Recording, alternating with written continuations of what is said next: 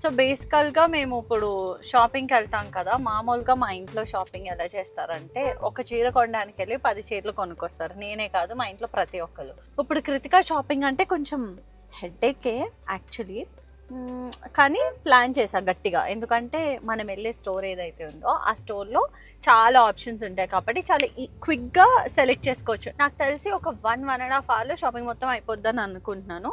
Yeah, finally Krittika శ్రీమంతం shopping మొదలు. Will see you guys at the store. We're at the store right now.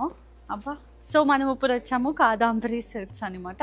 Krittika శ్రీమంతానికి స్పెషల్గా ఇక్కడే చీర తీసుకోవాలనుకునే నాకు ఈ స్టోర్ ఓనర్ వాళ్ళు చాలా ఎప్పటి నుంచో తెలుసు. And I keep checking their Instagram page and I keep wondering how are they picking beautiful saris అని. సో మనం ఈ స్టోర్కి రాగానే ఒక డివైన్ ఫీలింగ్ ఉంటుందన్నమాట. ఎందుకంటే ఇక్కడే మనకి వెంకటేశ్వర స్వామి, వినాయకుడు ఉన్నారు కాబట్టి.